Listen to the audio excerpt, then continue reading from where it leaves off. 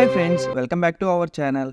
ప్రపంచం మొత్తంలో మొహరం పండుగ రోజు ఒకే ఒక చోట రొట్టెల పండుగని చాలా ఘనంగా జరుపుకుంటారు. మన దేశం నుంచే కాకుండా ఇతర దేశాల నుంచి కూడా ఇక్కడికి వస్తున్నారు అంటే అసలు రొట్టెల పండుగకి ఉన్న అంత విశిష్టత ఏంటి? రొట్టెల పండుగని ఎవరు స్టార్ట్ చేశారు? ఏ మతస్థులు ఇందులో పాల్గొంటారు? ఈ రొట్టెల పండుగని ఎక్కడ జరుపుకుంటారు అని పూర్తి వివరాలు ఈ వీడియోలో మనం తెలుసుకుందాం. ఆంధ్రప్రదేశ్లోని నెల్లూరు డిస్టిక్లో ఉన్న బారాసాయి దర్గాలో స్వర్ణాల చెరువు వద్ద ఈ రొట్టెల పండుగ అయితే జరుపుకుంటారు. ఈ రొట్టెల పండుగని అన్ని మతస్థుల వాళ్ళు జరుపుకుంటారు. ఈ రొట్టెల పండుగ జరుపుకునేందుకు కుల మత ప్రాంత భేదాలు అనేవి ఏమీ ఉండవు. రొట్టెలతో కూడా ఒక పండుగ ఉంటుందా? అసలు రొట్టెల పండుగ ఎలా జరుపుకోవాలి, ఏంటి దీని విశిష్టత అని మనకు తెలియాలి అంటే ఈ రొట్టెల పండుగ ఎలా స్టార్ట్ అయిందో మనకి తెలియాలి. ఇప్పుడు నేను మీకు ఈ రొట్టెల పండుగ ఎవరు స్టార్ట్ చేశారు, ఎలా స్టార్ట్ అయిందో వివరిస్తాను. ఆర్కాటు నవాబు కాలంలో నెల్లూరు చెరువు వద్ద రజకులు బట్టలు ఉతుక్కునేవాళ్ళు. రజకులు అంటే చాకలి వాళ్ళు. ఒకానొక సందర్భంలో భార్యాభర్తలు చెరువులో బట్టలు ఉతుకుతుండగా పొద్దుపోవడంతో అక్కడే నిద్రపోయారు. రజకుడి భార్యకు అక్కడే సమాధులైన బారా షాహిదులు కలలోకి వచ్చి ఆర్కాటు నవాబు భార్య అనారోగ్యంతో బాధపడుతుంది అని, సమాధుల పక్కన మట్టిని తీసుకుని వెళ్ళి ఆమె నుదుటిపైన రాస్తే అంతా నయమవుతుంది అని చెప్పారు.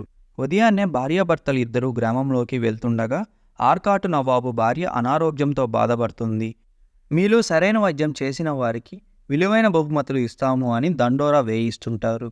ఈ విషయం తెలిసిన రజకుడు తన భార్యకు కలలో వచ్చిన విషయాన్ని నవాబు ఆస్థానంలో ఉన్న వారికి వివరిస్తాడు. రాజు తన అనుచరులని నెల్లూరు చెరువు వద్దకు పంపి అక్కడ మట్టిని తెప్పించి తన భార్య నుదుటి మీద రాస్తారు.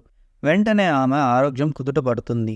రాజు పట్టలేనంత సంతోషంతో తన కుటుంబంతో కలిసి నెల్లూరు చెరువు సమీపంలోని సమాధుల వద్దకు వచ్చి బారా సాహిద్లకు ప్రార్థన చేస్తారు. పూర్వంలో ఎవరైనా రాజులు వాళ్ళు బయలుదేరేటప్పుడు వారికి సరిపడా ఆహారాన్ని వాళ్ళ వెంటే తెచ్చుకుంటారు. తమ రాజ్యం నుండి నెల్లూరు చెరువుకు వచ్చి వెళ్ళడానికి 6 రోజులు పడుతుంది. ఇన్ని రోజులు ఉండగలిగే ఆహార పదార్థం ఏదైనా ఉంది అంటే అది ఒక రొట్టె మాత్రమే. ఆ సమాధుల దగ్గర ఉన్న మట్టితో రాజుగారి భార్యకు నయమైందని ఈ విషయం వాళ్ళ నోటా వీళ్ళ నోటా చేరి ఆ రాజుగారు అక్కడికి చేరుకునేలోగే వేల సంఖ్యలో ప్రజలు వచ్చేశారు. రాజు తన భార్యకు ఆరోగ్యం కుదుటపడాలి అనే కోరిక ఈ బారా షాహిద్ల సమాధుల మట్టి వలన నెరవేరినందుకు తమ వద్ద తెచ్చుకున్న రొట్టెలను ఇక్కడ ఉన్న ప్రజలందరికీ ఆకలి తీర్చడానికి పంచమని ఆజ్ఞాపించాడు. వేల సంఖ్యలో ఉన్న ప్రజలకి ఈ రొట్టెలన్నీ సరిపోవని వాటిని చిన్న చిన్న ముక్కలుగా చేసి ప్రజలకి పంచమని రాజు చెప్తాడు. అప్పటికే ఆ రొట్టెలు చాలా గట్టిగా అయిపోవడంతో వాటిని ముక్కలుగా చేయడం చాలా కష్టసాధ్యమవుతుంది. అప్పుడు రాజు ఆ రొట్టెల్ని ఈ చెరువులో ముంచి తీయమంటాడు. అలా తీసిన తర్వాత వాటిల్ని ముక్కలుగా చేసి ఇక్కడ ఉన్న ప్రజలందరికీ పంచుతారు. వేల సంఖ్యలో ఉన్న జనాలందరికీ ఆకలి తీరుతుంది. అయినా కానీ రొట్టెలైతే అయిపోవు.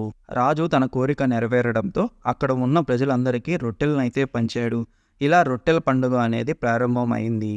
1930 నుండి ఇప్పటి వరకు మొహరం రోజున తమ కోరికలు తీరిన వారు రొట్టెలను తీసుకొని బారాషాహి దర్గా వద్ద ఉన్న చెరువులో తడిపి మరొకరికి ఇవ్వడం, అలాగే కోరికలు కోరుకునే వాళ్ళు వాటిని తీసుకోవడం అప్పటి నుండి ఆచారంగా వస్తున్నది.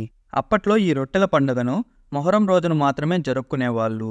కాలగమనంలో భక్తుల తాకిడి కులమతాలకు అతీతంగా అందరూ పాల్గొనడంతో ఈ పండుగను 4 రోజులుగా జరుపుకుంటున్నారు.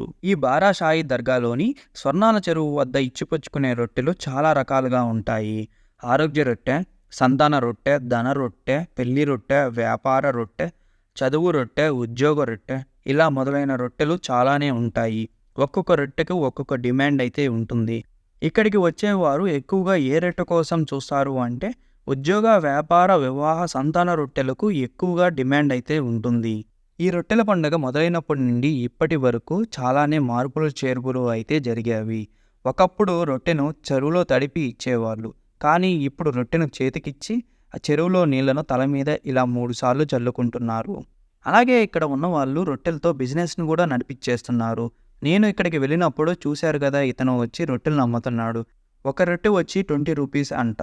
ఈ రొట్టెల పండుగలో రొట్టెలు ఎలా తీసుకోవాలి అంటే తమ కోరికలు నెరవేరాక తమ ఇంట్లోనే వారు రొట్టెలను తయారు చేసుకొని ఈ బారాషాహి దర్గా వద్దనున్న చెరువు దగ్గరకు వచ్చి రొట్టెలనైతే మార్చుకోవాలి.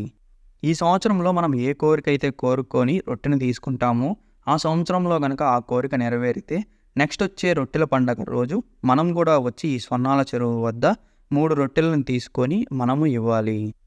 ఇంత విశిష్టత ఉన్న రొట్టెల పండుగలోనూ మోసాలకు అయితే కొదవలేదు.